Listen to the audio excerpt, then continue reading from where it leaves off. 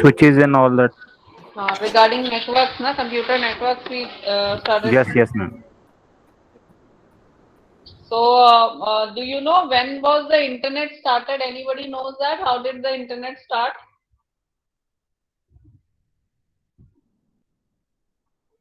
History of internet? No. So there was a organization of America, that is, they created the Army Defense of America. They created a network called ARPANET, right?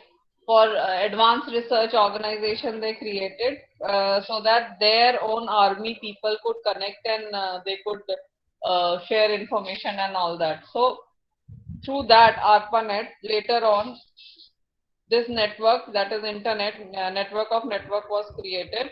The ARPANET was given then to the universities and all to connect, the students could connect through the networks, and later on the research work kept going on, and all the computers were connected and internet was made public. So that was the history. Actually, this is there in the year 1960. The Advanced Research Project Agency, that is ARPA, of the U.S. Department of Defense, and researchers from universities and research centers developed a network called the ARPANET. The main goal of ARPANET was to share data and processing time over a set of computers connected through telephone lines and satellite links. This led to creation of one of most widely used network of networks, that is your internet. So this was the time when internet was created and it was made public. So now through the internet you could carry any text, graphic, sound, video, or any images you can send to on the network. So that is there. So we talked about what is a network. So you can read this. I told you to read this unit, right? What is a computer network? What are the advantages? The advantages of a computer network are what? That you can share the resources, right? And it is highly reliable. Reliability is high. Why? Because you have, if your system fails, so you have resources somewhere else also, so that you can access it on a network, right? And cost benefit is also there, right? So that cost benefit, one, that means the network may consist many powerful small computers, one per user. You can keep the data and application on one or more shared powerful file server machines. And then there is scalability also. That means you can keep on adding more systems, or the processors in the systems can be incremental. So that is scalable. That means you can keep on adding the different resources. And powerful communication medium it is. So you within a nanoseconds you can exchange information between the computers. So that is there. Then do you know what the WWW, World Wide Web? Who invented this World Wide Web? He was Tim Berners-Lee. His name was WWW was started in 1989 by Sir Tim Berners-Lee at Physics Laboratory, CERN. Right. So WW stands for World Wide Web, and it provides a point and click interface to text, images, sound, and movies that has proven to be very easy to use. So nowadays you just click on it and your hypertext, that is a link is there for image or for video or for whatever, and you click on it and it starts showing you on the screen. So that is what WW does, and there are, you, for accessing the internet, what do you have? You have a web browser. Do you know what is a web browser? It's a software, right? Browser is a software for accessing the internet, right? So you have different kinds of web browsers. Examples are Internet Explorer, Mozilla Firefox, Google Chrome, Apple Safari, and there are more also nowadays in the market, right? So we were talking about data communication. So how communication happens is, you have a source. घरात येऊन जाई. Who is this? अपना अरे mic mute सर्व करिए. थंडी हवा, बाहेर गरम हवा.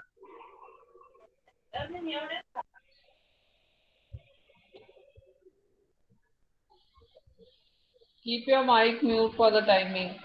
Source, you have a source computer, right? Then you have an encoder or transmitter, right, which will encode your information, and then you will have a encoder band transmitter or some kind of transmission medium will be there, and at the destination end you will have a decoder or receiver, and the destination will receive the message. This is what generally happens, right? So here they have said what is an encode, what is a source which produces a sequence of message. What is an encoder? Encoder represents any processing of the source message. Like your modem will encode the message and send it to the channel or the wire, and the decoder will, again the modem is there at the destination end, it will convert it into the digital format and the destination will receive it. This keeps on happening. So there is a mode of data transmission also. Do you know how many modes are there of data transmission? There are three modes of data transmission. One is simplex, half duplex, full duplex. What is simplex? Simplex means only from A to B, one-way transmission, right? Modes of transmission, one-way transmission. If you are saying, suppose if from A to B one has to transfer, so only in one way you can transfer. That is simplex. What is half duplex? You can transfer in both ways, A to B and B to A, but one at a time. Do you understand? Like Yes, ma'am. a walkie-talkie, right? So one person can speak. When he finishes speaking, then the other person can speak, right? Yes, ma'am. So that is a half duplex. And when you talk about full duplex, what is full duplex? Both the directions simultaneously you can transfer, right?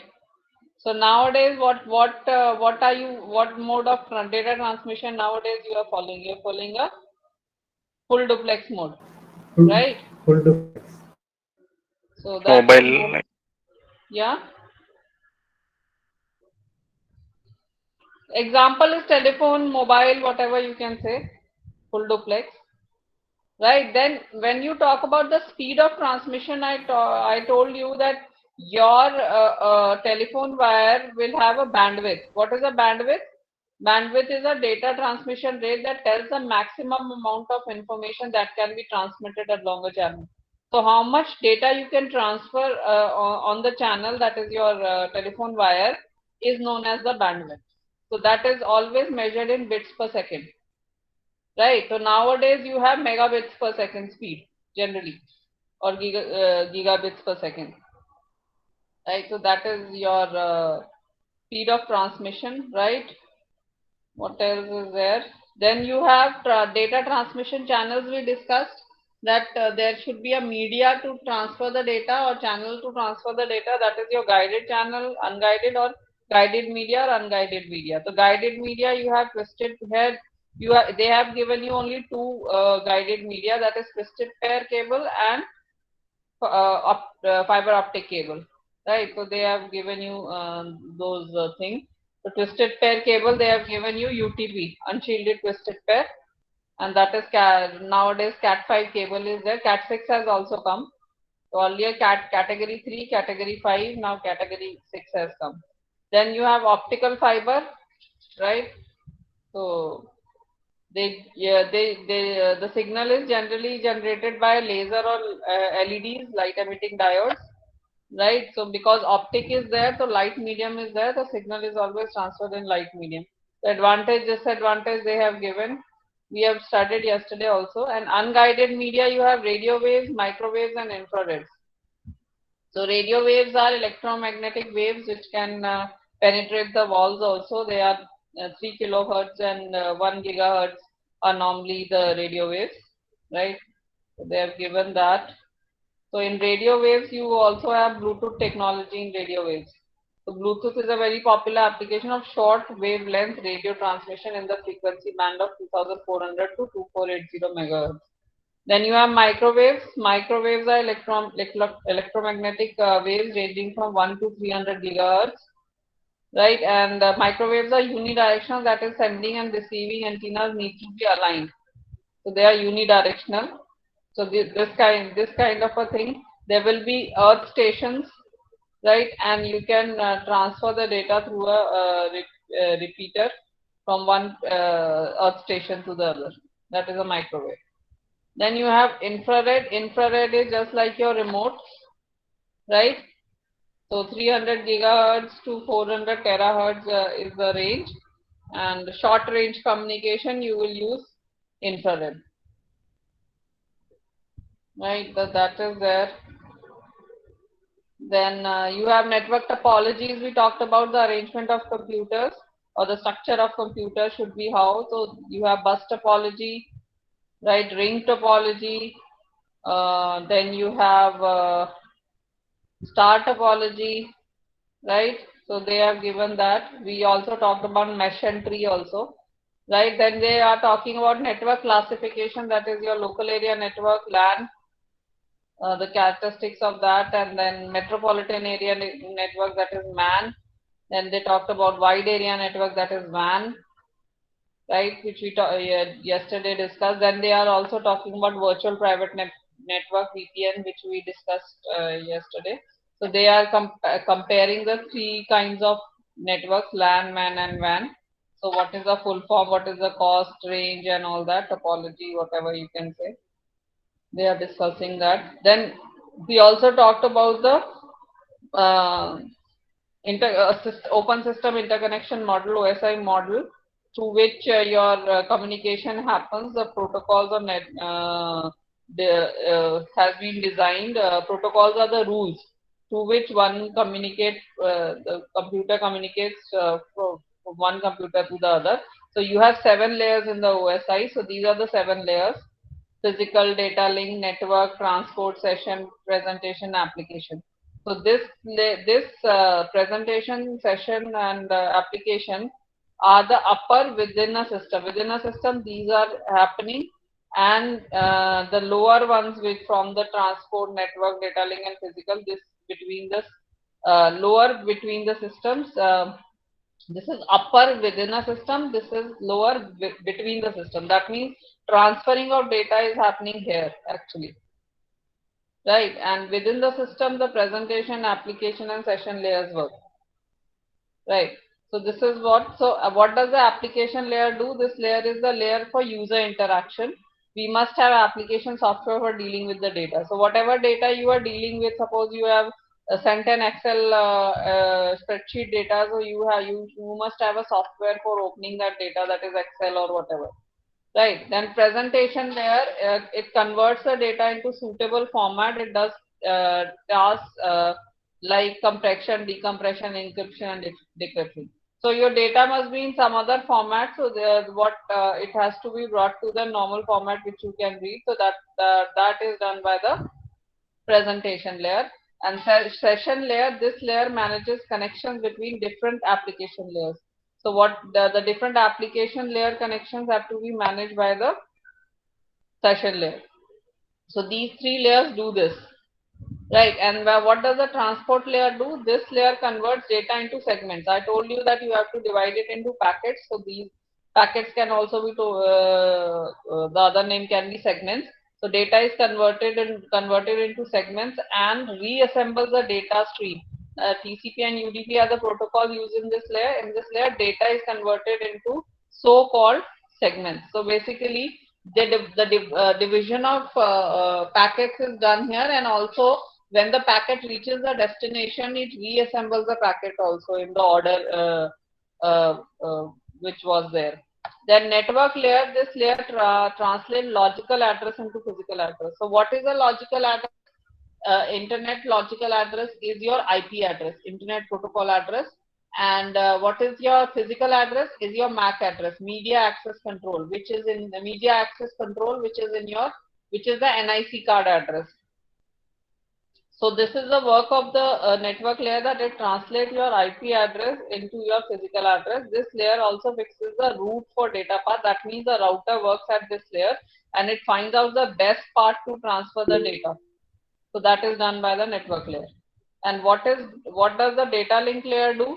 This layer provides physical identification of a device using media access control address. It adds source and destination address to packets and convert them into frame. This is the layer that provides error-free transmission. So in the data link layer, what happens? The segments which were converted or the packets which were converted in the transport layer, they are transferred to the network layer and decided what is the best route for what is the logic where the this logical address has to be, is what physical address is there for the logical address, and then it will also find out the best path which should be which these packets should be transferred.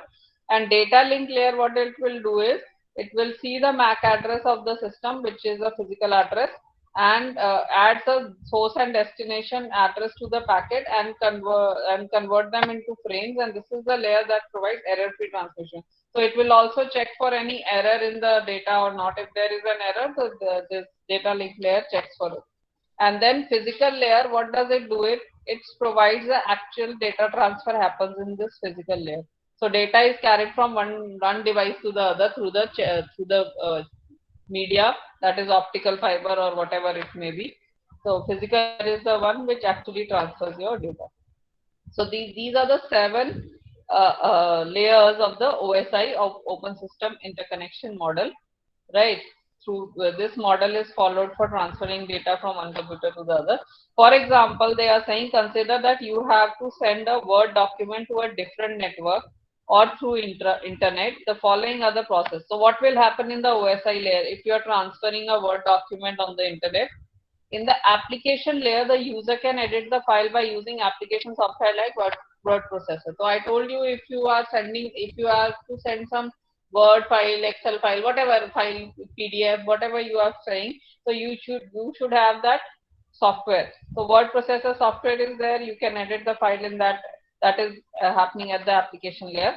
And in the presentation layer, the user compress the Word file by using WinRAR or WinZip and convert the data into different format, for example, .zip or .rar.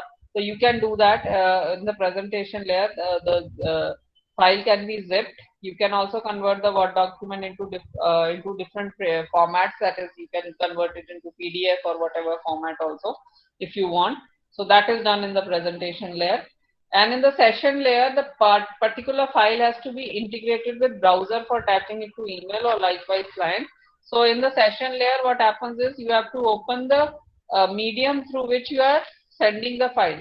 It can be email, it can be any other medium. So you will open the email, right, and attach your file in the session layer. And in the transport layer, data is converted into segments. Now data will be converted into packets or segments. Source IP and destination IP are added to each packet. What is IP? Internet address, internet protocol address. The source machines and the destination machines internet protocol address are added with each packet, and frame checks and parity checks are also added in this layer. Frame check and parity checks are those for error correction. If there will be an error after transferring and reaching at the destination, it will find out that there is an error in the, if parity bit is changed, right? So it will be able to find that there is some problem in the data, right? And in the network layer, the data is handed over to a router. The router calculates the best path for data transmission, so which is the best path to transfer the data. And in the data link layer, transmission errors are handled, and also flow of data is regulated so that receivers are not swamped by fast senders. So they will that any transmission error or any problem is there in the transmission, so that is handled by the data link layer, right? And then in the physical layer, frames are transmitted as bits through media such as optical fiber or whatever will be the bandwidth in that in those bits per second, it will be transferred, right? Do you understand the OSI model, Open System Interconnection Model? So that is you should know that there are 7 layers, right? Then you have networking devices. You have NIC modem. We talked about yesterday about NIC network interface card. That is your LAN card, right? And modem is a modulator demodulator. That means it converts your signal, analog signal into digital and digital signal into analog. So that is a modem. So modems can be internal modem, can be external modem. Like for the broadband connection, you have an external modem, external router you can say. But for some machine also have internal modem, that is on the motherboard they have the modem. Then you have repeater which amplifies your signal. You have bridge which connects two LANs, and you have hub which is a central point where your number of computers can be connected. You have switch, right? And you have router which routes your packets to translate the information and also routes the packets to different directions. And gateway, which interconnects different kinds of network. So that is there. So they have given you. So now when we come to internet and its software components, so we know that internet has a whenever you are writing, suppose whenever we are opening a website, so what do we do? If we open a website, suppose I am opening this, so I am writing what is this? What is this? This is a Address. website address, right? This is known as a URL. What is it known as? URL, Uniform Resource Locator. Remember the full form. It is Uniform Resource Locator. So whenever you type this address, actually where the server will be, web server is a machine where your website is actually located. Do you understand? A web server. So Google will have a web server at their headquarters or whatever, or distributed in India or everywhere. So at the web server level, the website has an IP address. What is an IP address? A unique address given to each machine. Do you understand? Right. So that IP address is a unique address given to each machine, and that is known as the logical address, not the physical address. Logical means we have created it, right? The machine, we have created the address and given it to that machine, but the MAC address or media access control or is known as the physical address, which is the LAN card address. So basically what happens is this URL, that is your website name, the Uniform Resource Locator. So this google.com, what will there is a mechanism called DNS, domain name system, right? DNS, what does it do is, like you are writing in the browser google.com, so what will it do? The DNS will the domain names system will take this website name and see what is the IP address of this name, because domain name system server has all the websites with and their IP. Do you understand? The web server IP will be there. So what will it do? This the DNS will convert this name to IP address and search for it and find out the web where the web server is, and connects to you and opens this page from the web server. Right? Right. So what happens is, if suppose earlier, if this name was not there and we had to write the IP address, would we able to remember that? IP address are very difficult to remember, right? Every website's address, the IP address, we won't be able to remember. So that's why DNS was created, domain name system, so that each name will be converted to his IP address and they will locate it and search for the web server machine where it is, and find out the website and displays it on the screen. So that happens. So that is what basically internet does. So here when we talk about the internet, so you have a unique address which is your IP address for each system. So that is like for IGNU, they have ignu.ac.in, right? So every website has its own name, because humans can remember name. That's why domains have been created, names have been created. So that is there. So whenever you are connecting to the internet, the first thing you require, your system should have a operating system. Then you should have an internet browser. Yes. Yes or no? Internet browser is also required now, ji. right? So to open a website, so you require the internet browser, and you also require some firewall also. Why you require a firewall? So that there are security problems, right, for viruses or hacking or anything. So to protect that, you also require firewall.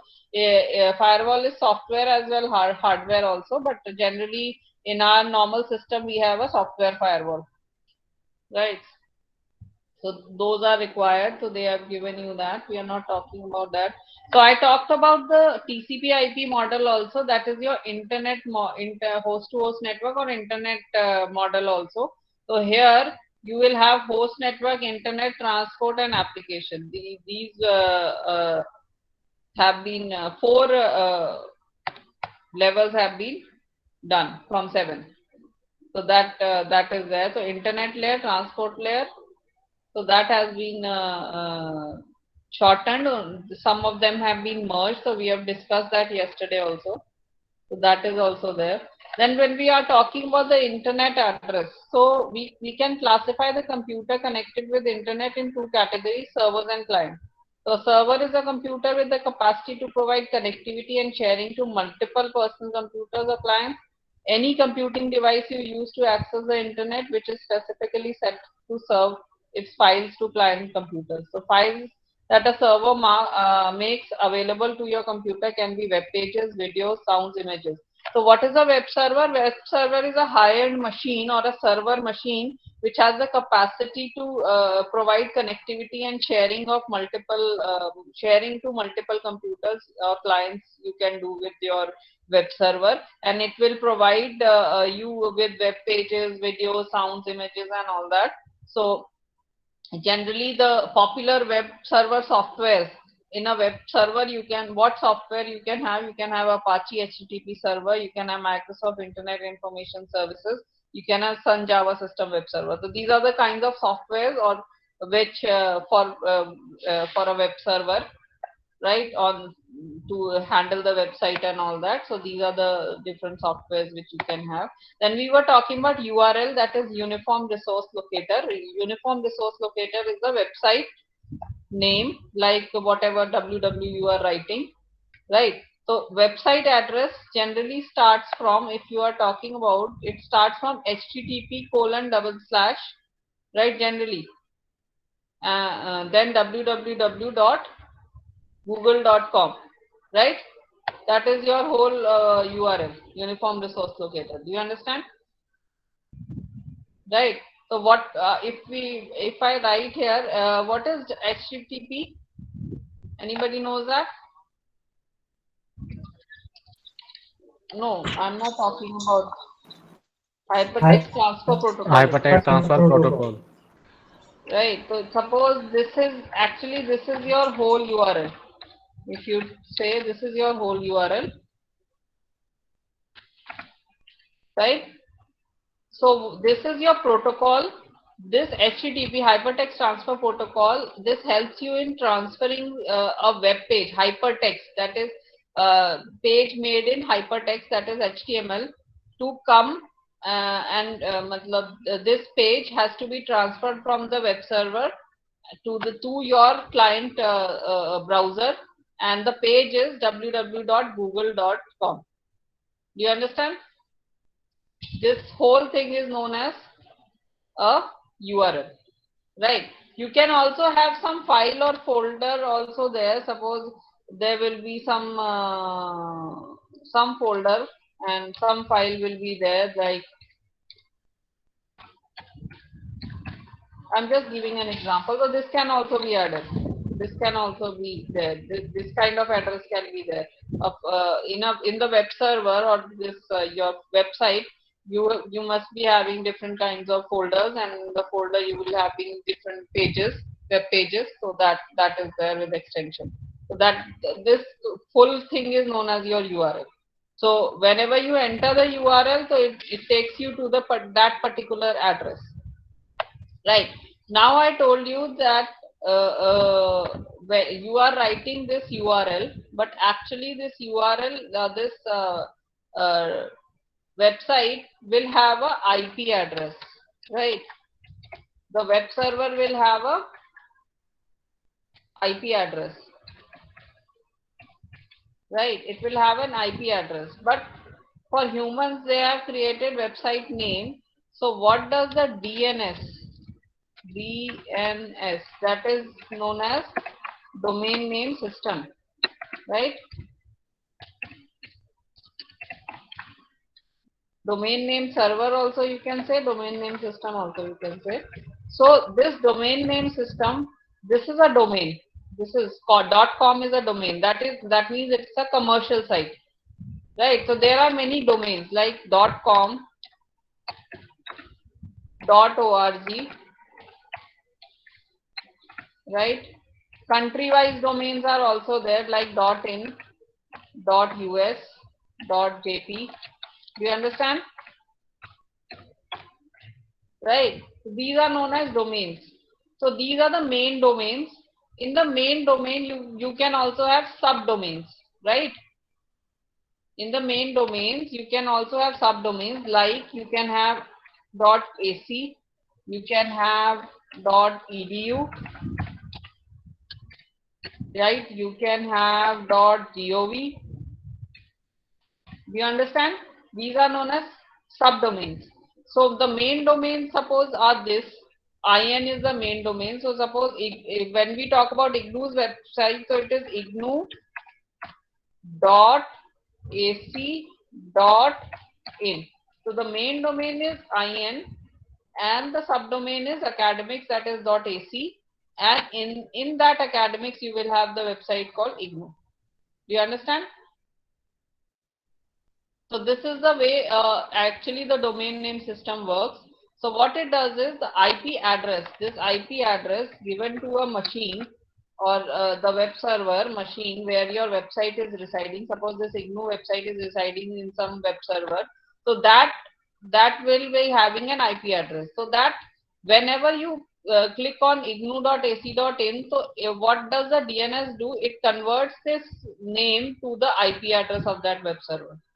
Because it will be taking it in bits now. Everything is taken digitally in bits. So the DNS converts it into bits of the IP address and then it will search for the web server, and when it finds a web server with a website, it displays you with ignu.ac.in web page. Do you understand? This is what happens. So we should know what are the different IP addresses. So when we talk about IP address, they are unique address given to each machine. Do you understand? So IP address is an address having information about how to reach a specific host, especially outside the LAN. An IP address is a 32-bit unique address. How much bit it is? IPv version 4 is 32-bit address, right? So this is 4 in 4 byte, this is in 4 byte, this is in 4 byte, this is in 4 byte. Total is 32 bit, right? The address space is 2 to the power 32 actually. So generally there are two notations in which IP address is written: dotted decimal notation and hexadecimal notation. So this is known as dotted decimal notation. What is this? 128.11.3.31. This is a decimal dotted decimal notation. Or you can also have in hexadecimal notation like this.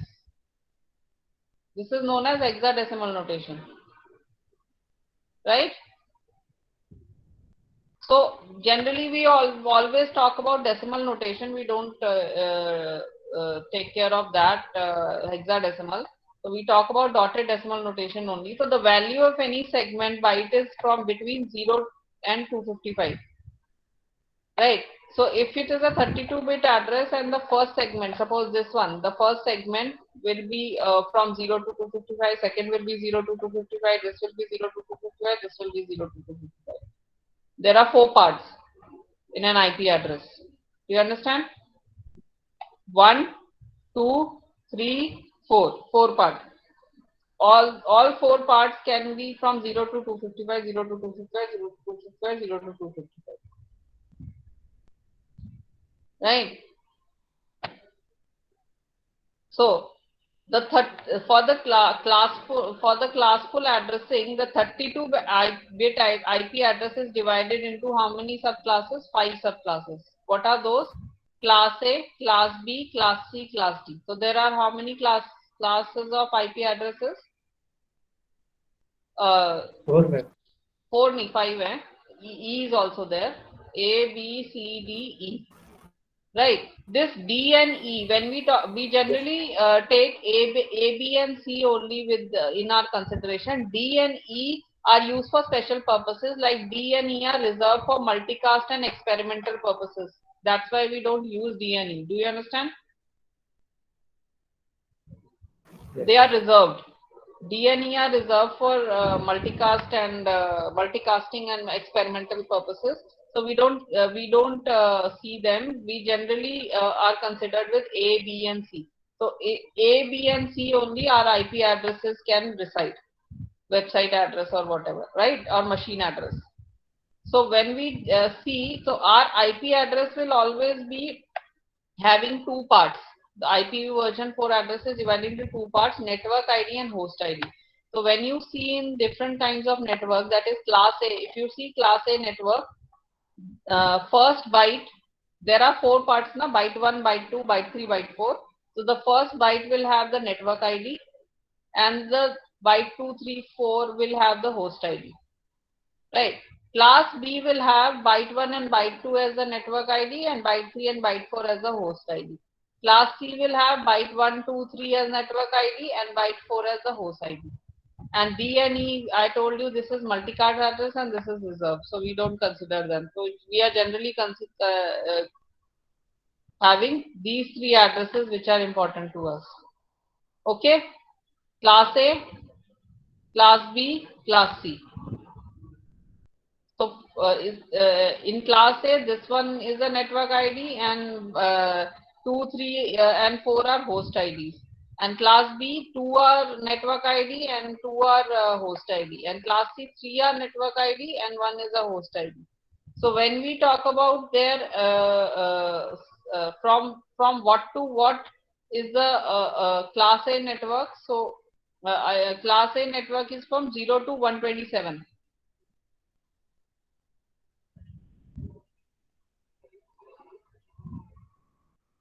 It is not given here, I think.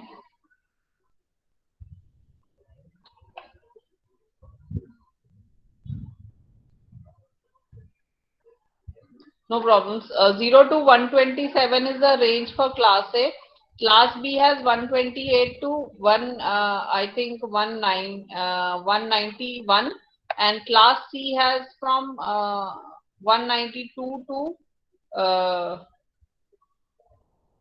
227 or something is a class C network, right? There is a range of classes in each. So when we are coming here, see what when you see here 192.168 192.168.1.97.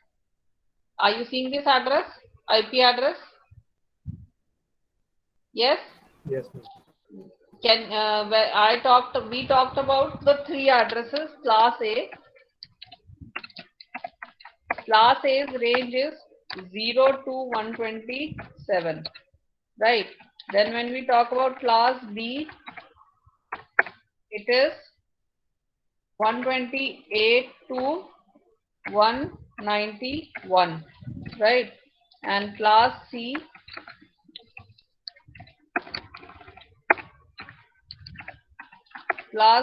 is 192 to 227, something like that. So 192 starting, if your starting address name is 192, then which class address it is? It is a class C, right? So here it is written 192.168.1.97. So it is a what kind of network? Class C network. C, B. Right. So class C network, and IPv address is always a four numbers separated by dots. 1, 2, 3, 4 numbers separated by dots, and the 4 number will range from 0 to 255. All the 4 numbers can range from 0 to 255. And IPv version 4 is a 4-byte address. So 1, 2, 3, 4. Each one will be taking a byte. 1, 2, 3, 4 byte address. and total 4, it will come out to be 32 bit. 8 fours are how much? 1 byte is how much equal to? 8 bits. 1 byte is 8 bit now. And there are 4 bytes in this. So 4 eights are how much? 32 bits. So the IPv version 4 is a 32 bit address. And whenever we are talking about that we want that IPv version 4 addresses may be used to identify a computer. Some addresses of IPv4 version 4 are not used at all due to certain restrictions. In addition, some addresses are reserved. For example, this where all the 255 is used for broadcast address, right? So this is not used. You understand?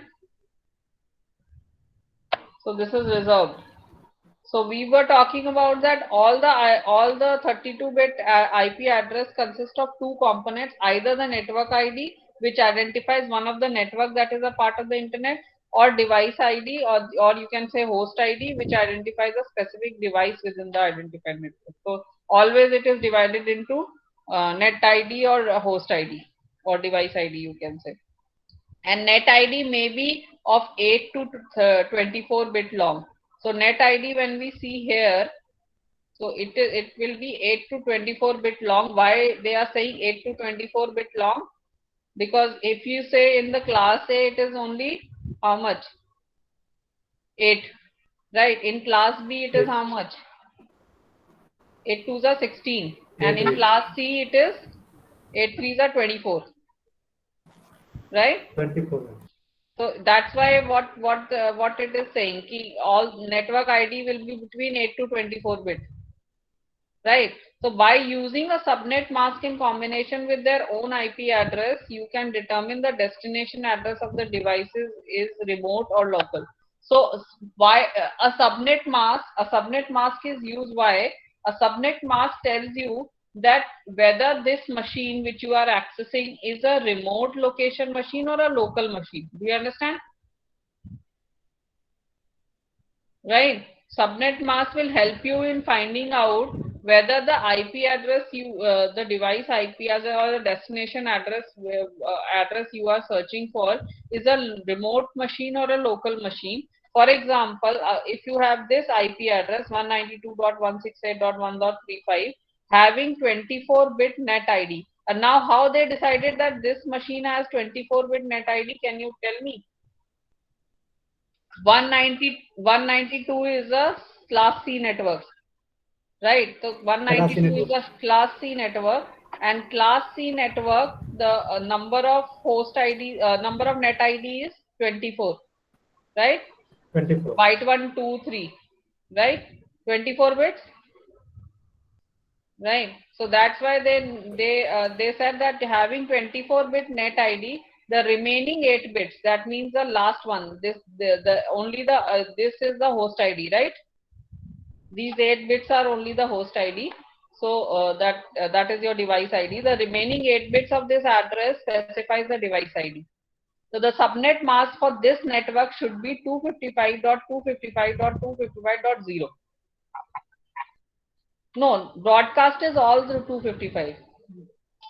Here where net ID, where all the net IDs are there, the subnet mask for that machine, for a machine of class C network, where 3 bytes are the network ID and 1 byte is for the host ID. The host ID will be 0. You will put for the subnet mask in the class C network, and other net ID you will put 255.255.255, right? So this will be the subnet mask. So suppose if I am talking about class A network, so what will be the subnet mask for class A network? What will be the subnet mask for this? Now if you see class A network, you have 1 byte for the net and 3 bytes for the host, right? So what will be the subnet mask here? 20. This will be the subnet mask, right? And what will be Now do you understand how you take the subnet mask? So this will be there. And class C, we know that class C subnet mask will be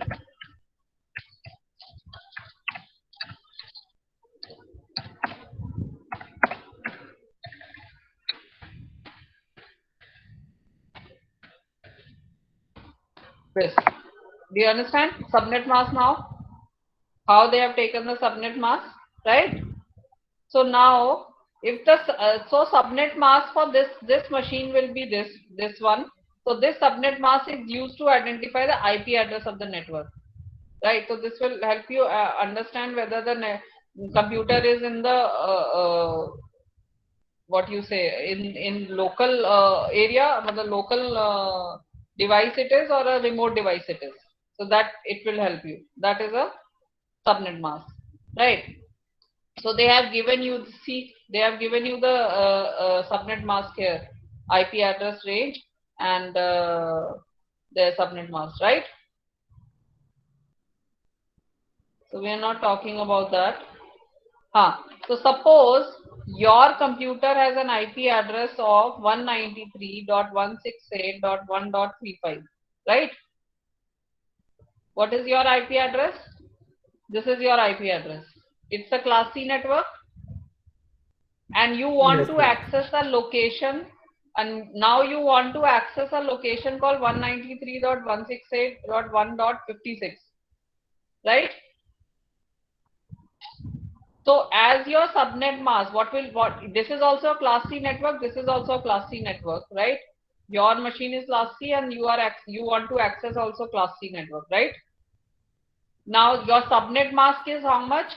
The 3 will be 255.0, right? So that will be your class C network subnet mask. So it will give you the following answer, that your machine is this 193.168.1.35 and your subnet mask is this. So now what will happen is this what they have done is where there is 255, where there is network, right?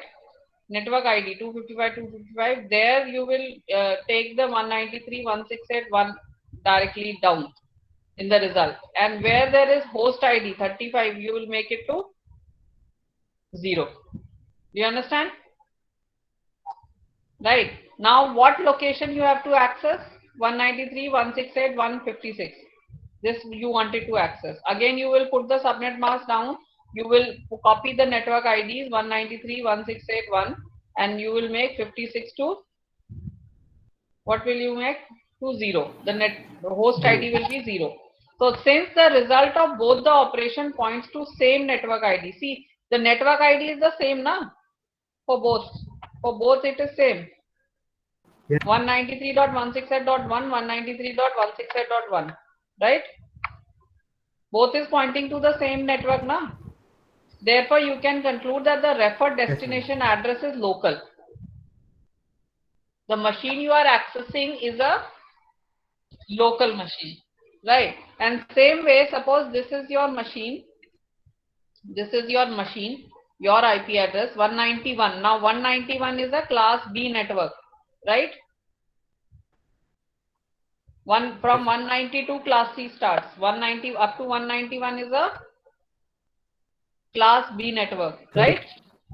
So this machine is of, I am on class B network, and this machine address is class B network, and your network ID is 16-bit long now. 2 byte na, right? Network ID. So 16-bit long is your network ID. Suppose you want to access a location 190.168.1.35. Since you have 16-bit net ID, therefore your network subnet mask will be 255.255.0.0, right? So you will see that your network is 191.168.0.0 and the access location ID is 190.168.0.0. So are these both networks same? 191 and 190? No. right? So the result of both the operation Yeah, points to different network IDs. Therefore, you can conclude that the referred destination IP address is remote, right? yes, ma'am. Hmm.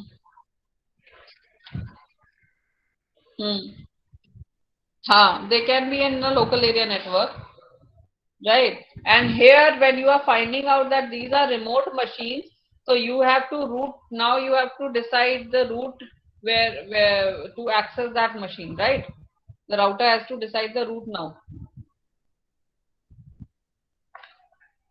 because you have to access what? A remote machine. So this is just generally just told. They are just generally giving you an example that IP addresses are the ones which actually work on the network, right? IP are the unique addresses for each machine on the network.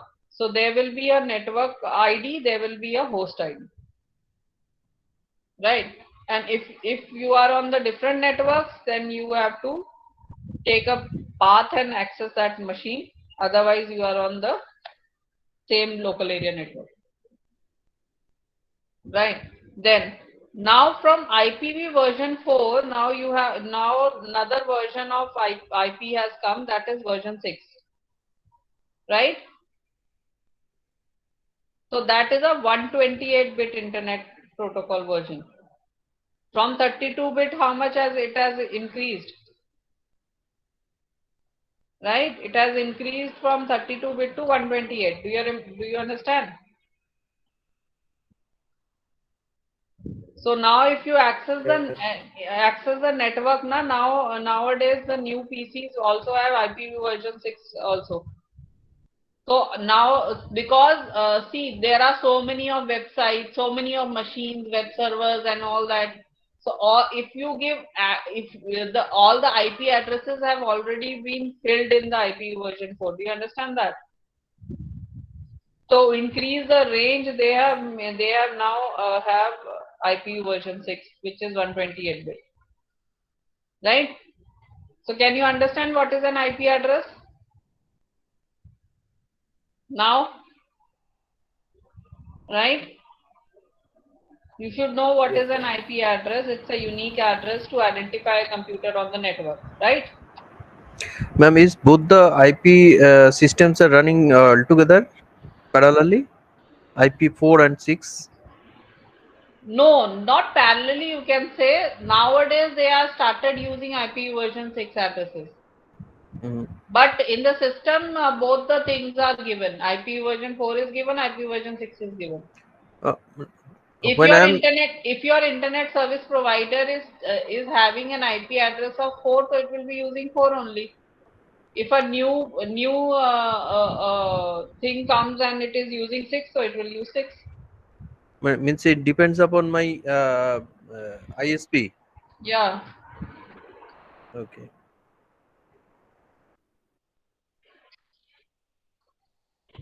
It is security. See, security doesn't matter in the IP internet protocol. That is not the security reason. Security is maintained by other things also. It is because of the network, which because so nowadays everything is digital. Every person is using a computer or a mobile or whatever network the person may be using. So for that reason, they require so many of IP addresses. Do you understand? It's about scalability. Yeah. So you want to scale more, so that's why they have increased the number of bits and IP version from 4. They are now going to IP version 6. Right. So that is IP addresses. Now I talked about DNS, domain name system, right? So we write a website name here. We can remember names of a person or name of website, but we cannot remember the IP address. Can you remember the IP address? no, You ma'am. won't be able to remember the IP address of each machine, right? Suppose this www.gignu.ac.in has an IP address 190.10.10.247. Would you able to remember this? No. So that's why to make our problem easy, they have given a name to the website, which is easy to remember, right? And what is the work of the DNS is it converts this name to the IP address of that web server machine where the website is residing, and the link is created to that machine through this IP address. Do you understand? So that is the work of DNS. Right. So such a service to enable the use of simple textual address, you will require a service that will map these text-based names to respective IP address automatically. Automatically it maps the name to the IP address. So such a service was designed in 1983 by the University of Wisconsin with the name Domain Name System. So the present day internet domain name system should keep track of address of each computer or any other internet device and email addresses. The name servers translate the web address or email address to respective IP address. For example, the name server translates address like www.ignu.ac.in to a computer understandable IP address. So this is the work of what? DNS. To convert your name to a IP address, right? Now for first you can find suppose in the this is the generic domains they have given like .com, .edu, .org, .net, .gov, .in, .us, right? They have given these are country wise domains, these are generic domains, right? These, so suppose in .com also IBM.com, Microsoft.com, Sun.com, right? There are websites. For ORG, non-profit organizations are there. Those are ORG, so W3.org or something. EDU is also there. Some educational institutions will have that. .net are there. Networking sites will have that. Right? .gov is there for government sites. You will have that. So for IGNU, what is happening is ignu.ac.in is your domain, and for Yahoo in India it is yahoo.co.in. Like Google also has google.co.in, right? So these are subdomains. These are known as ac.co. These are known as subdomains. So this is a नहीं वो तो that see for IGNU is not available in other countries, but there are certain websites like Google is available in US also. .us version can come. .jp version. There are websites which are distributed, which have servers everywhere. So you will distributed server means that they will be having server in India also. They will be having server in Japan also, UK also, US also. So wherever you are, so that different from the Indian websites, right? So they have distributed servers. So those websites will have different domains in their own perspective, or their own country-wise domains will be there. So that is there.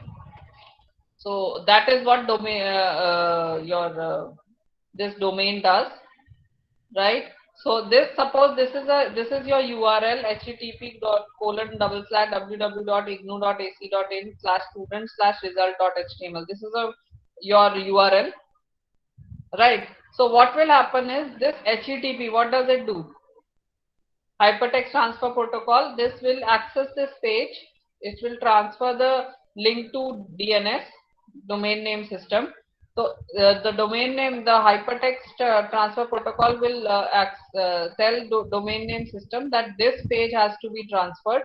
So domain name system will see this page that this is www.ignu.ac.in, and it will find out the web server IP address, the name of the page accessed by you, and then after finding out the web IP address, it will go to the particular folder, that is students, and the page result.html, which resides in the student folder within the website, and then they will open the the hypertext transfer protocol will transfer that particular thing to your browser, and the page will be displayed. Do you understand? So this is what happens in the domain name server. Other things are not so much important. So generally hypertext means hypertext is related to internet pages. Do you understand? Hypertext is always related to internet pages. So whatever is there on the web server is a hypertext, and that page is transferred by the hypertext transfer protocol. Right. Now, when we talk about email addresses, as you have studied earlier, that email is one of the popular services increasingly being used, right? Electronic mail. So you have Gmail, Rediff, Yahoo, MSN, whatever. There are different kinds of email services. So what is the basic format of an email? You have a username, your user ID, right? Then you have @ symbol. Then you will have the subdomain and domain. Yes or no? Yes, ma'am. So you will have like suppose IGNOU has some mail that like coe@ignou.ac.in, right? Like they have given abc@yahoo.co.in, abc@gmail.com, right? So this is the format of your email generally, but so instantly you can transfer your mail from through the email network from, and here also there are different protocols working. Email protocols are also there. Protocols are rules through which you transfer your emails also. So there are SMTP, Simple Mail Transfer Protocol, POP, Post Office Protocol. So there are different protocols also working on this. So that is a separate issue. So do you understand this chapter on networks and internet? Right? So this is your networks and internet. Right? And what else is there?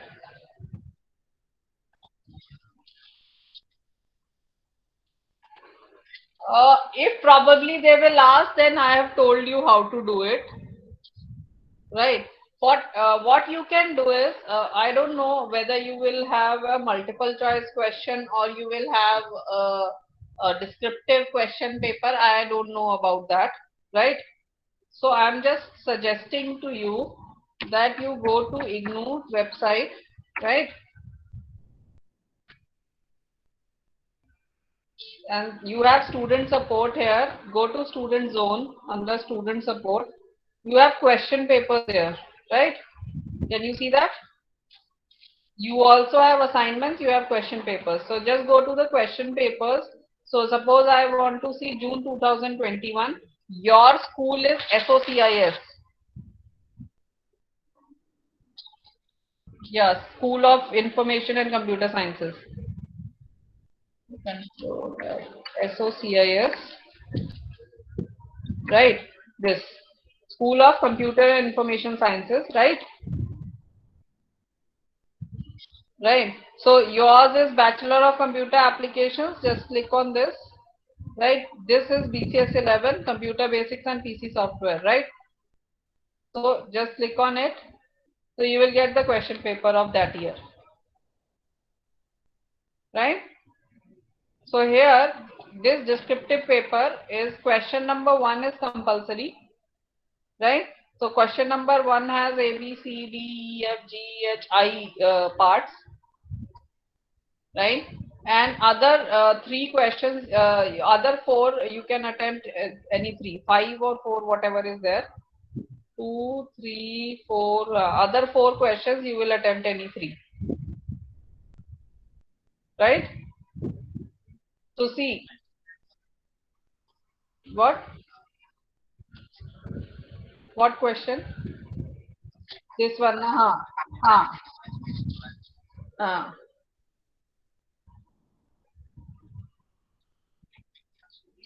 identify the net ID and device ID for the following IP address and subnet mask pairs. So just so you have to identify the network ID and the device ID. So this is your network ID and this is your device. That's all you have to identify. Here, this is your network ID. These both, and these are your If they ask on the same network, then just you can show that. So there's not a problem. Right. So first question is convert the following numbers as asked. This is a decimal number with a floating point to binary you have to convert. Right. Then this binary number you have to convert to decimal, and this binary number to hexadecimal, and this hexadecimal to binary. Right. It is simple, not a problem. What does why does a computer need main memory, and what is cache memory? How is main memory different from cache memory? This is a question. What are the advantages and disadvantages of using inkjet printer? They have asked. Right. Draw a flowchart to find the sum of the first n natural numbers. A university wants to maintain, manipulate, and organize large student data. Which software will be needed by the university? Can you give it? Just tell. This we have done. Microsoft Excel. You can say database, MS SQL. Access or Oracle, that kind of a thing. Whenever you are talked about to maintain and manipulate and organize data, na, so that will always be a database. If they tell you that you have to analyze the data or do calculations on data, then you can say spreadsheet, right? So that will be always database. Explain the internet-based architecture of software with the help of a diagram. So here that software architecture, internet-based architecture, they are asking you where you have web application and database and client, that kind of a thing. What are the different domains used in web addresses? So you can tell the different domains used in the web addresses: .com, .edu, .gov, .that, right? Countrywise, .in, .us, whatever. How is an IP address different from a web address? A web address is HTTP URL http://www.ignu.ac.in, right? And what is an IP address? That is a 4 byte or a 32-bit address, right, which is converted by the DNS automatically. So what is a browser? What is a cookie? Is cookie a threat to information security or privacy? Justify your answer. So this we will be doing right now, the next unit, right? What is a browser? What is a cookie, right? Cookies are generally information saved in your browser, right? They are not a threat. They actually suppose username and password, suppose you save it, or your email or something you save in your browser, na? The cookies are saved, so next time when you open it, you won't be you won't have to log in again or something you have to put. They will access it from the cookies, your information. That is what is a cookie actually. List and explain any two processes that are part of e-learning system. This will also be, we will be doing in the next thing. This is what we have done today. How does the search on keyword intelligent or system differ from the search intelligent and system explain?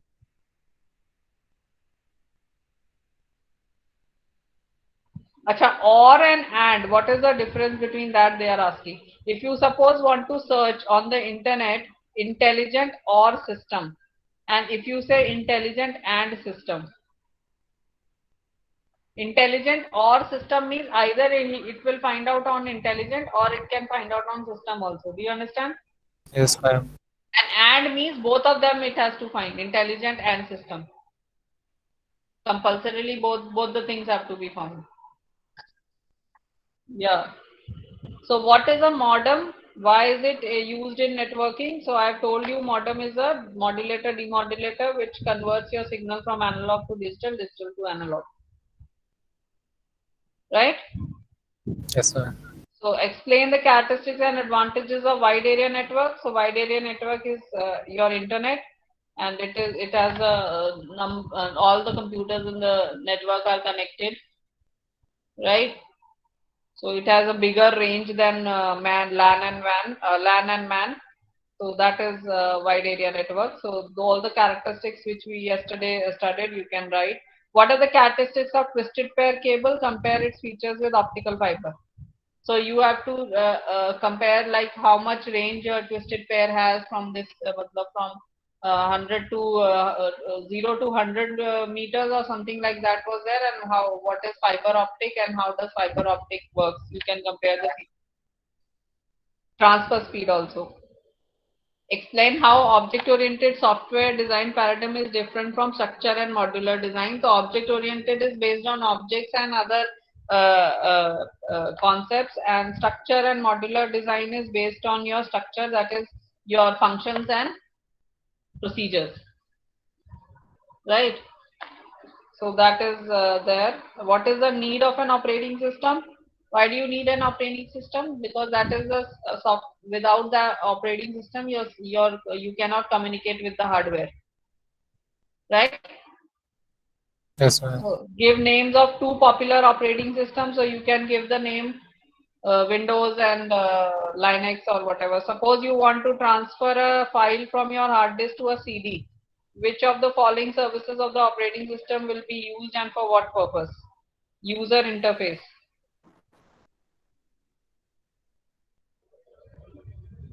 So suppose you want to transfer a file from your hard disk to a CD. Which of the following services of the operating system will be used and for what purpose?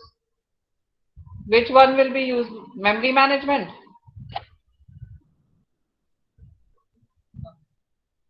File. File management and memory management. File manager. Yes, ma'am. You can say file management also, because you are transferring the file from the hard disk to a CD. CD. So file management will also be there, memory management will also be there.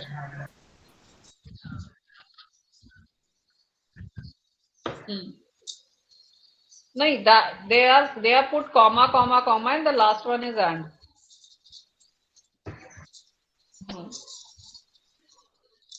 Right. Explain which software will be required to perform the following tasks. Also list 4 features of these software. Scheduling of task. Which software will you use? Project management software. Remember? Yes, ma'am. Yes. Then creating mail merge. Outlook. Your Word document, Word processing software, mail merge. Right? Entering formulas and functions. Spreadsheet, Excel. Creating presentation, PowerPoint, PPT. Right? Yes, ma'am. Explain the working of a basic computer with the help of a diagram showing its basic components. So you have to explain the computer, working of the computer with the input unit, CPU, output unit, memory unit, right? The diagram.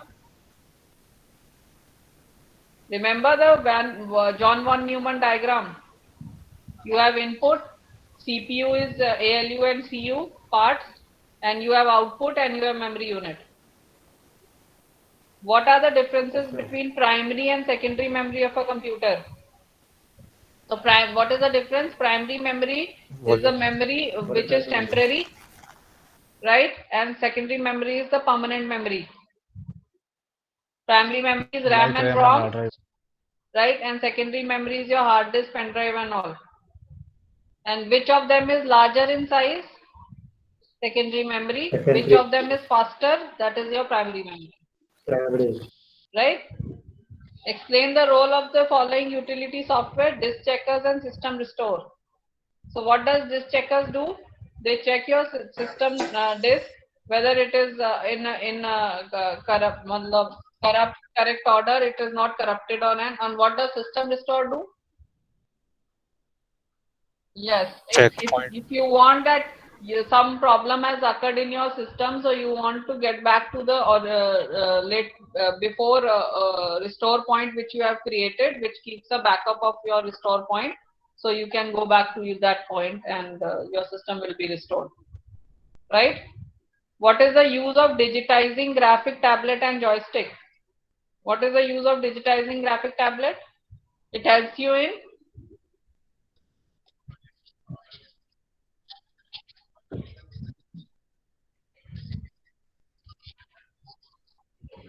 so digitizing graphic tablet will help you in drawing also, or marking also, or pointing also the things on the computer. Yes.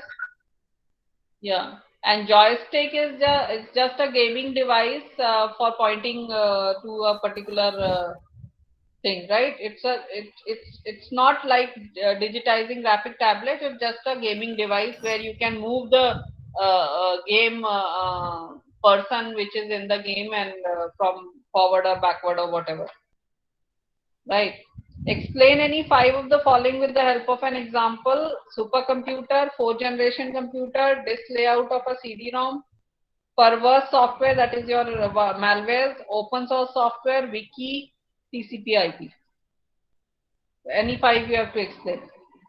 The supercomputer is the, in size and in memory, it is the, bigger. very big.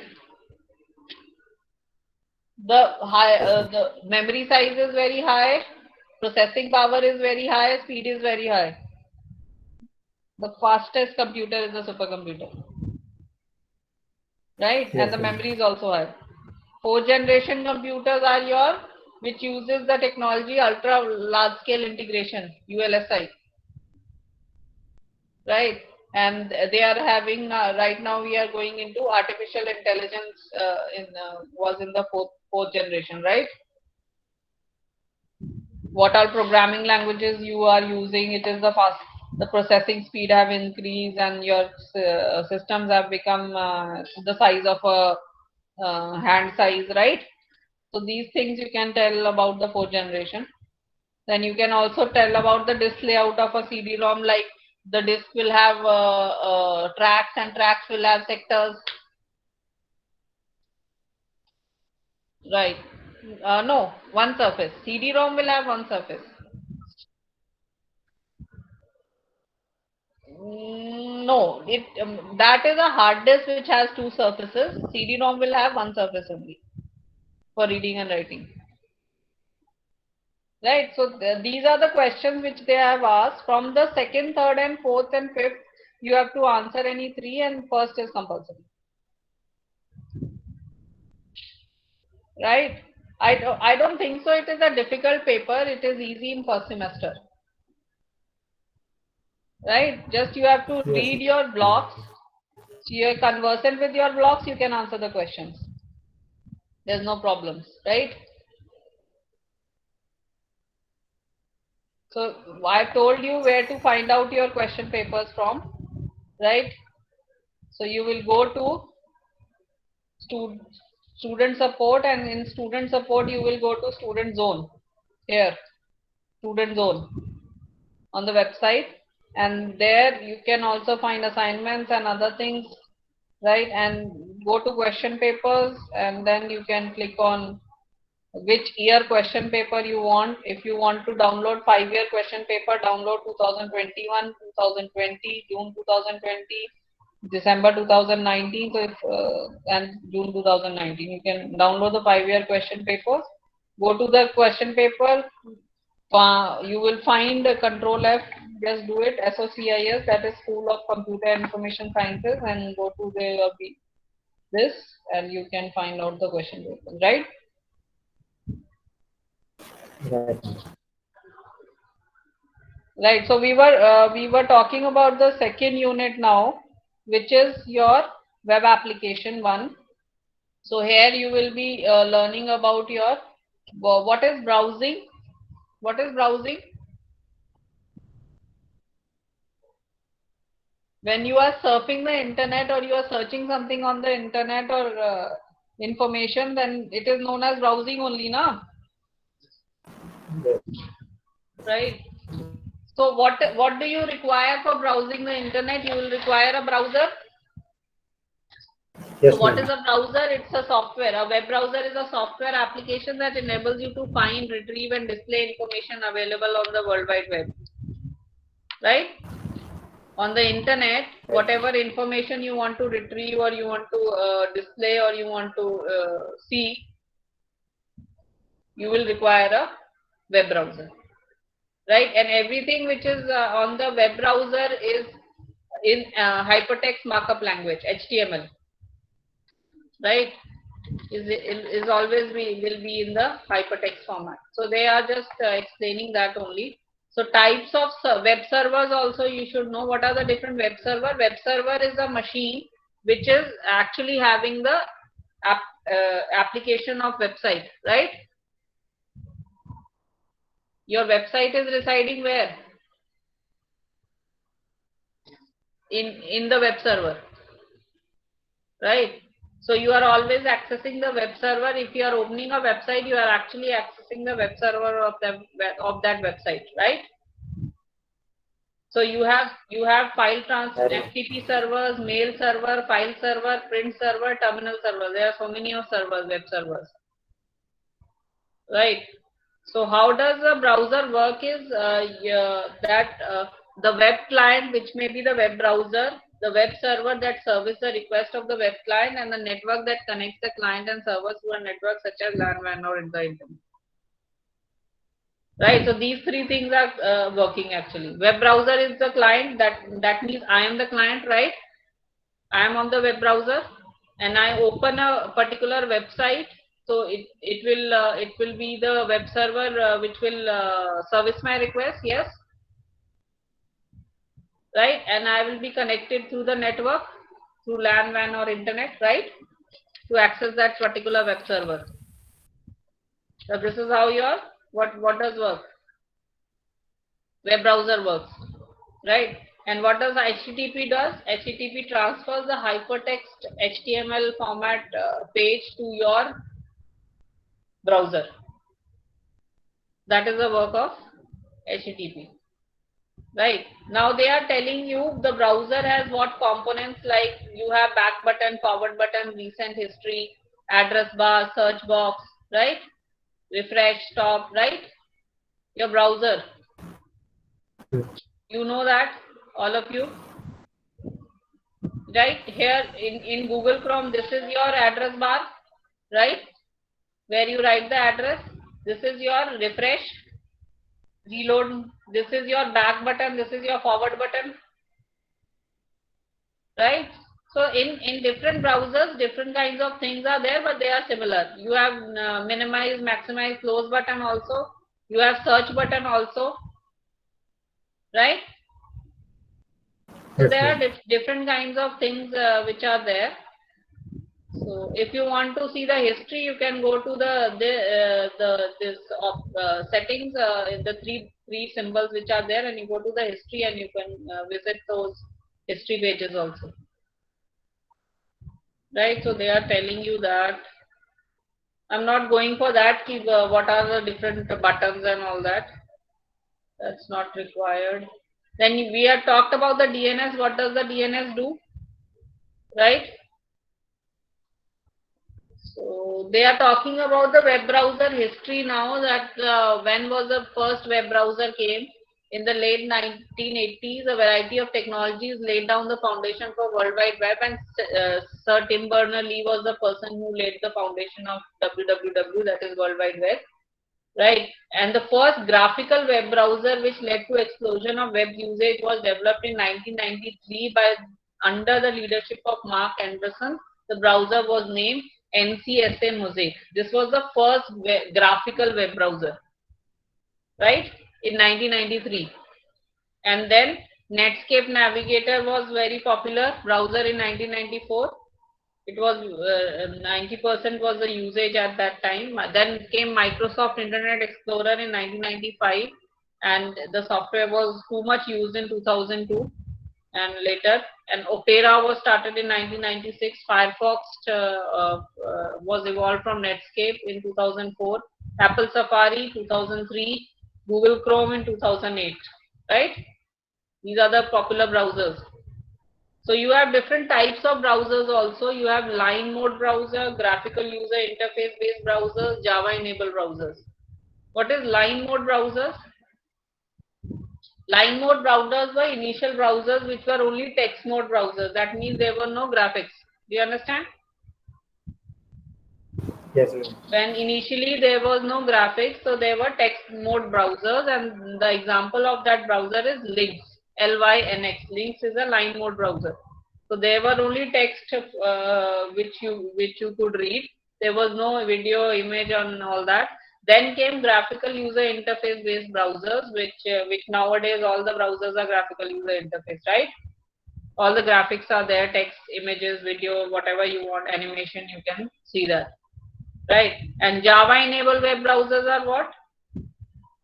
Which are generally running on the support of Java programming language, right? Java runtime environment they are running, and these browsers can dynamically load Java applet from web server or web client. An example is Lobo, L-O-B-O, Java enabled web browser. But these are generally not used because nowadays the graphical user browsers which you have all have Java facility also and all that, right?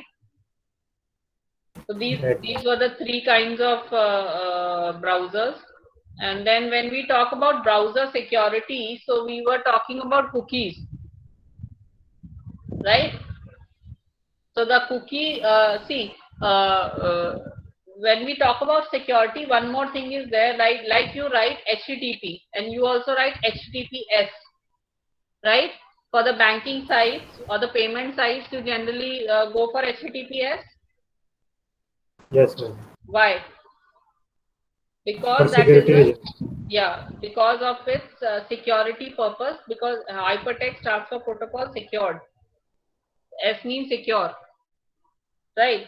If you are browsing a secure website, then you will find HTTPS at the beginning. In case you are browsing from a public computer, then you must delete the contents of web cache, cookies, and browsing history. So remember, suppose if you are paying, doing some payment, banking, reservation, or something like that, so you should always see that you are typing the right address. That is your HTTPS address, right? First and foremost, for security reason, you should see that. And second of all, you should also see that if you are browsing on some public computer, that means on some cyber cafe or something, you are paying something on the cyber cafe. So remember to delete the cache history and browsing history, right? For security, they are telling you this. For your own computer, it is okay, right? So these things you should know. Then what is a cookie? A cookie is a small message sent by the web server to your web client. This message is stored by the browser as a text file. The basic purpose of cookie is to store information needed by a server at the user end only. The cookie is used to send information back to the web server each time the browser requests a page from the server. Do you understand? What does this mean? It's a small message from by the web server to the web client, right? That is your browser, and the message is stored by the browser as a text file. So the information what the server requires at the user end is stored in the cookie, and whenever you visit that server, each time the browser requests a page from the server, the cookie can be taken care, right? Do you understand? For example, a website may ask you to fill up a form with the information about your name and interest. This information is packed by the server into a cookie and sent to your web browser, which stores it for later use. The next time you go to the same website, your browser will send the stored cookie to the web server along with the request of a web page. This way, the server will be able to remember you and send you only that information that you had desired earlier. Right? So they keep information regarding whatever you have filled on that website. Next time you visit that, again you visit that website, so it will remember your content and all those things about you. Right? So are cookies bad?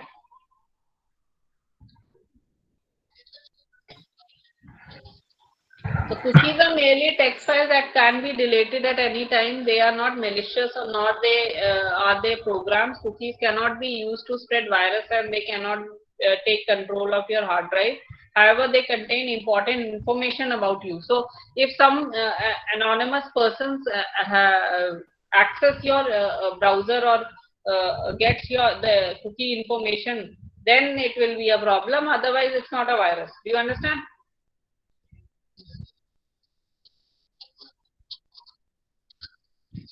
Yeah.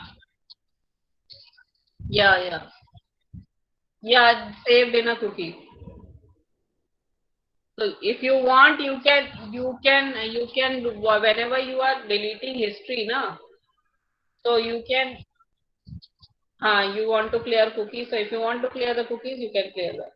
So privacy information can is a problem. Otherwise, it's not a problem, right? Ma'am, when I have deleted entire cookies and caches of my computer, the form fill data does not get deleted. The form fill data does not get deleted because that is That part of store in the cache. that is part of the web That is store browser. in cache. Yeah, no, because the last guy said that cookie, the form data is cookies. So that's why I asked this question. No, generally see, if you see in your mobiles also, cookies keep the data of websites only, right, which you are visiting, right, and you are filling some form of the website. The web server saves the cookies in your web browser, right? So the If form you have fill data visited, are saved that in our own that systems. data is saved in your Windows or your browser. Okay, ma'am. Right. So that data generally when you fill something like in your mobiles also, if you try to fill something, it automatically gives the right. So that is in the part of Windows and all. So that it remembers. Okay, ma'am.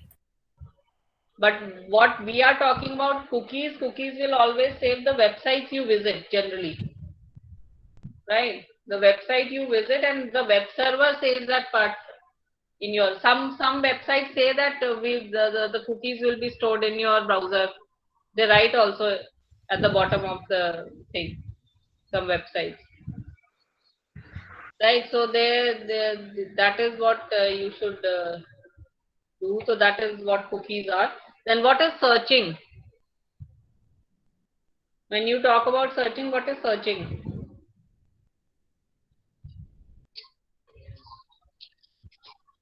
Yes, yes. So So you have many things which are there for your search. So searching means you search on the search engine only, na? So what are search engine?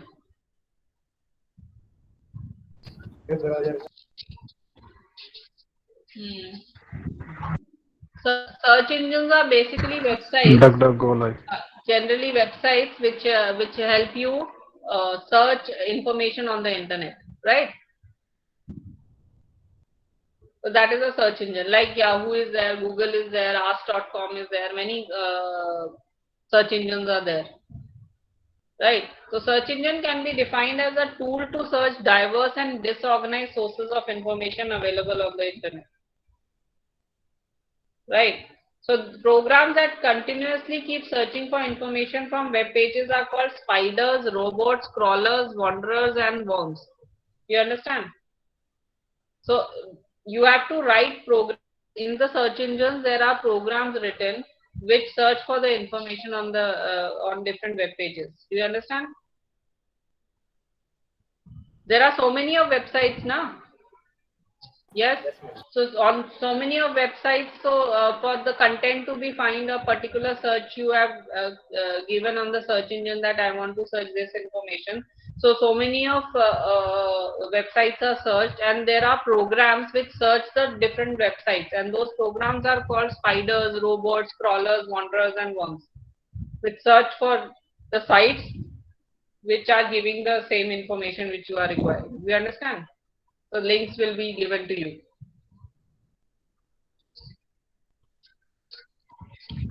Yes. Yeah. So there are programs written for that. That those programs are known as spiders, robots, crawlers, wanderers, and worms. And then the search engine finds and classifies and stores information about the contents of various websites on the internet. So there are primary search engine, web directory, meta search engines. So primary search engines, such search engines use web crawlers or spiders to traverse the web and scan website for keywords, phrases to generate database of web pages having some indexing or classification, like Google and Alta Vista. And web directory organize information into categories and subcategories or directories. You can search a web directory for all those entries that contain a particular set of keywords. So directories differ from search engines in the way they organize information. Yahoo is an example of web directory, right? Search engine and directory are different. they organize a web directory list of entries or particular set of keywords what you are searching. They organize data in different way, like not like search engines. And what are meta search engines? Such search engines pass your queries to many search engines and web directories and present summarized result to the users. Do you understand? Right. See, so you have search engines, right? So what does meta search engines do? They will search the search engines and the directories. The other search engines and the directories which are there and summarize the result, find out from the different search engines and directories and summarize the result for the users. An example is Dogpile, Infind, Metacrawler, Metafind and Metasearch. So there are websites also which do meta searching also. So they will find out results from other search engines and web directories. Wikipedia is example. Wikipedia is Wikipedia will always be a search engine. Wikipedia is a separate. Primary search engine only. It's not a meta search engine. It doesn't find out the links. Does it find out the links? It just gives you the information. It doesn't give you too much of links, right? Like it will show you the different websites which will be linked to that page.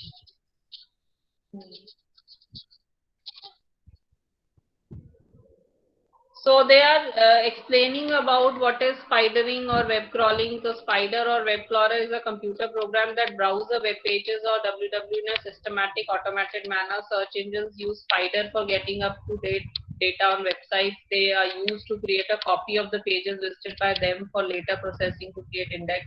So basically, spidering or web crawler is a computer program. It is made by a programmer.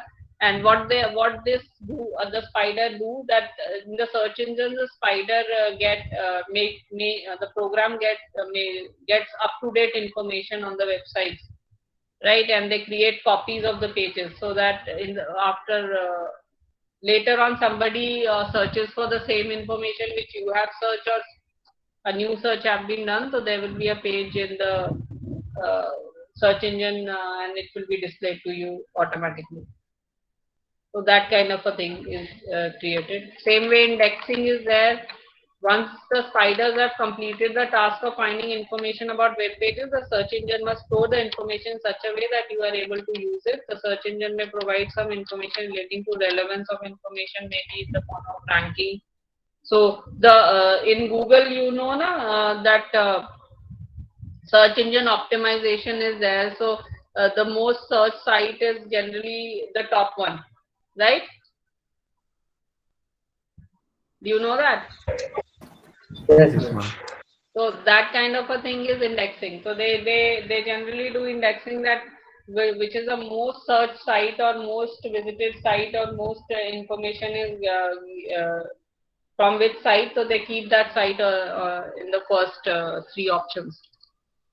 So that is given. So we are not going for that.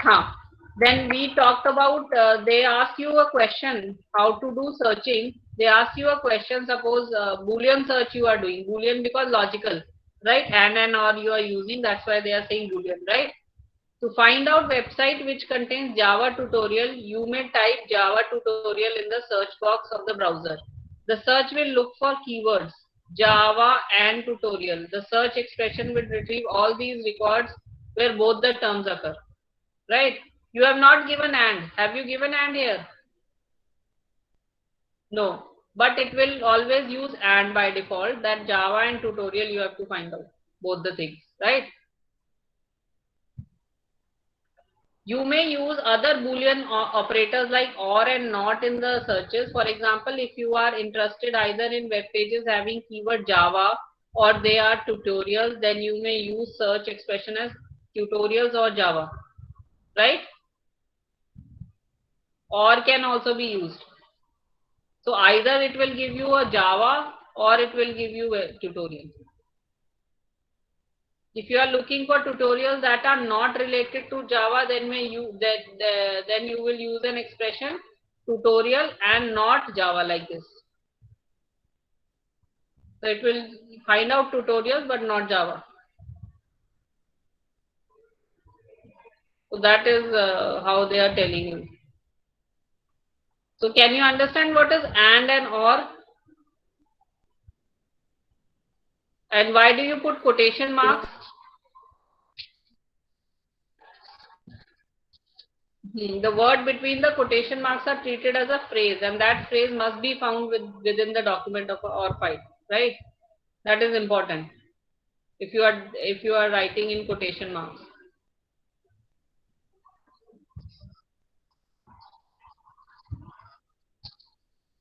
It asks you, do you mean this in double quotes? So you can also select that also if you are not writing. So that is there. So they are telling you about the different browsers, that is Google and Yahoo. They are showing you how to search in Google and how to search in Yahoo. They are just advanced search. How do you do advanced search also they are telling you, right? So for the advanced search also you can do in Yahoo.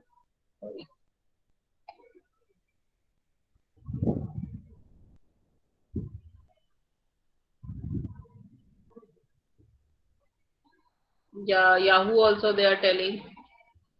You can do image search also, right?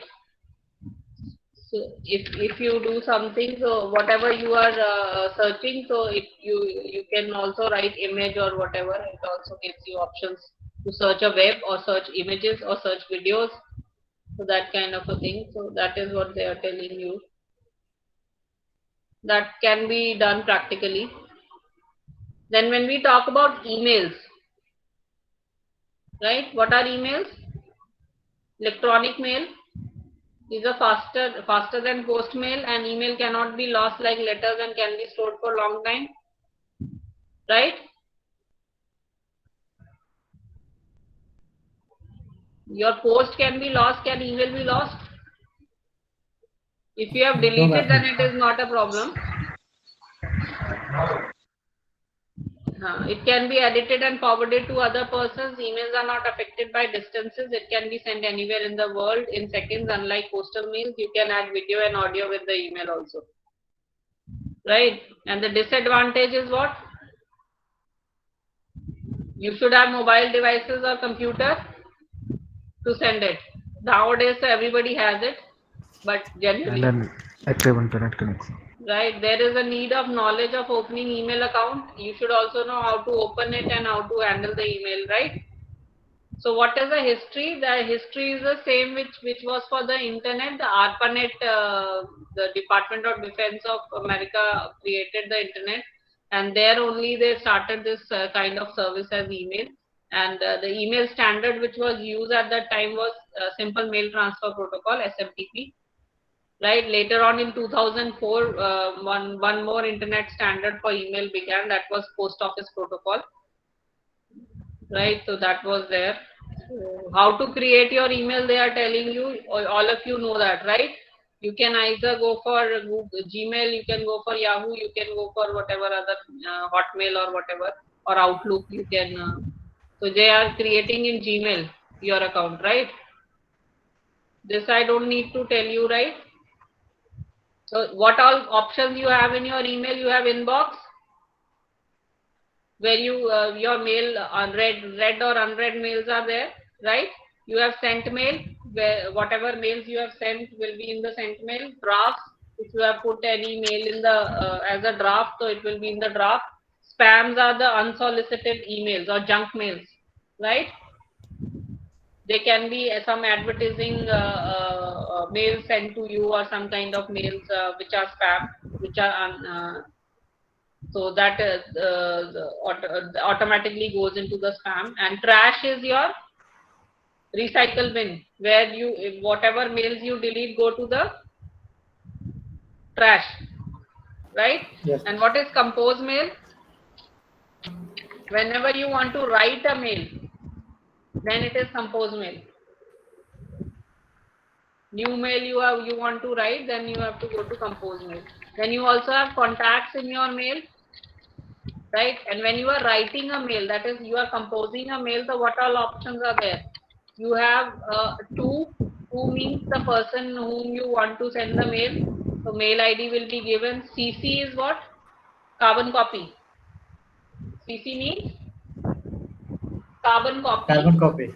Right. So that means all other users who you want this copy to be sent.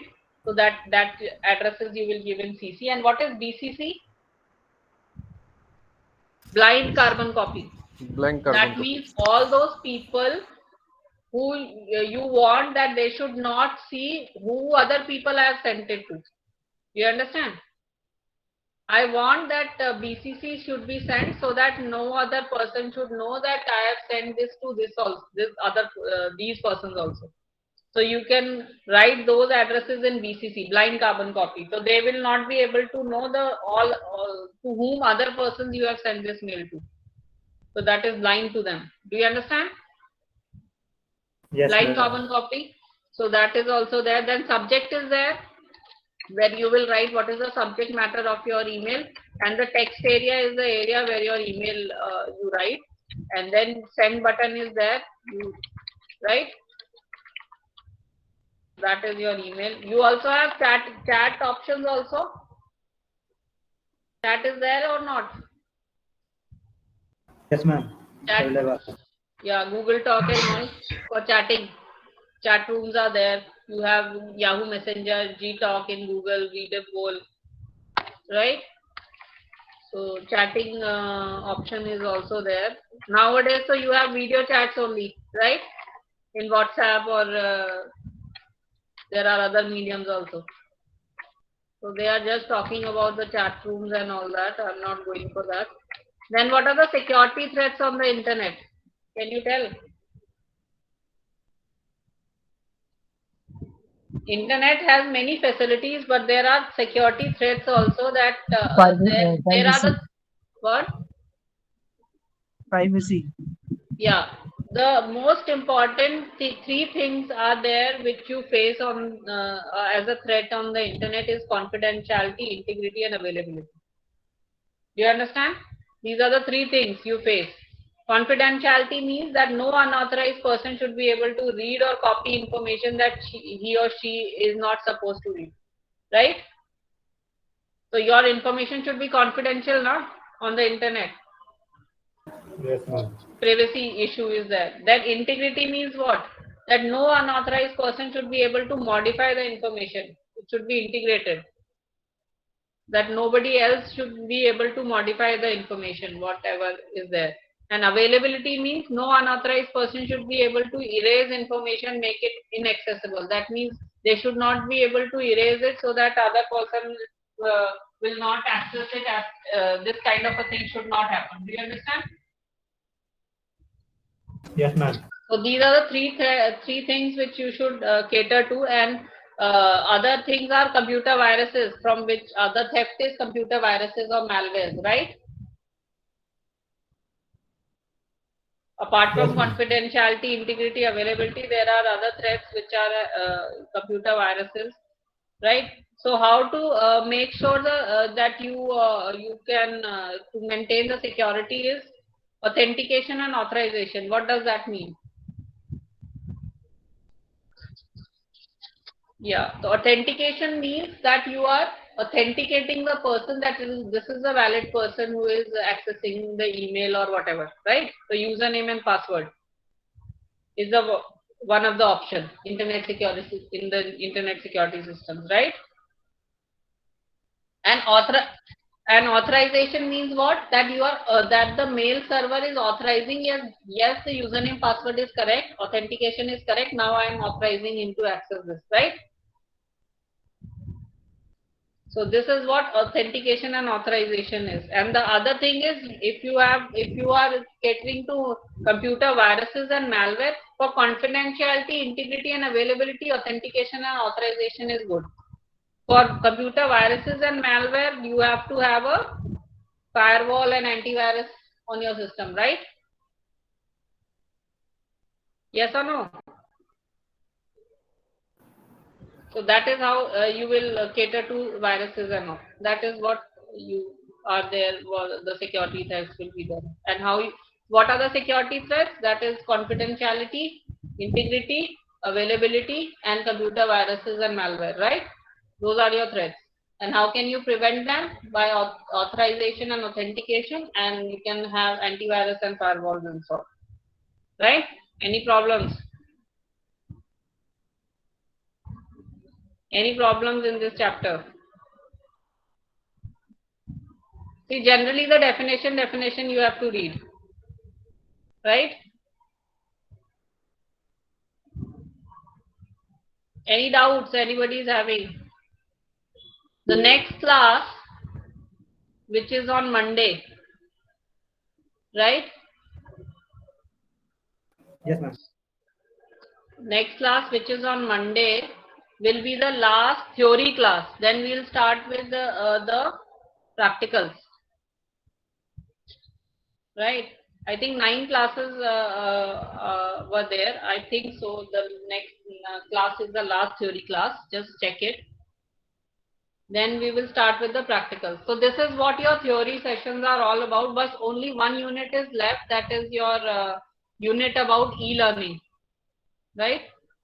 Unit 3, which we'll be doing in the next class, that will be e-learning. So this is all your theory, from fundamentals to binary number system to your softwares to your networking and internet. So this is what was your whole syllabus, right? So what you do now is just revise the things which you have done. You can also open your units, right? Go to your units, revise all the things. Whatever you are not able to understand, we can discuss in the next class, or we can discuss it in the practical class also, right? Any problems? Acha, No, who ma'am. was Vikram Parihar? You are still facing the FEG problem. Yes, ma'am. I'm still facing problem. So just email the one Google form had come to you. Have you filled that form? Ma'am, I tried 2-3 times on that Google form, What does that mean, 2-3 times? but ma'am, I don't receive the reply. See, they won't reply on that. Have you submitted it successfully now? Yes, ma'am. I submitted successfully. I don't receive any Then mail. they will take care of that. The information has reached them, and they will provide it to the person who is taking care of this thing, and your problem will be resolved within a few days. Right, don't worry. And I've also told them regarding the assignment also that it is showing the 30th April only the last date. So they have emailed the thing to the COE and they will handle it automatically. Right, don't worry. Thank you, ma'am. Anything else? Everybody has put their attendance in the chat box. Yes, ma'am. Nobody is left. No, ma'am. No, ma'am.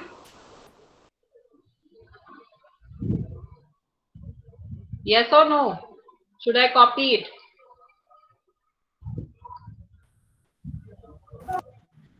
Just Wait, no, I will put it again. Put it fast. Then your next class is starting now. Hold on.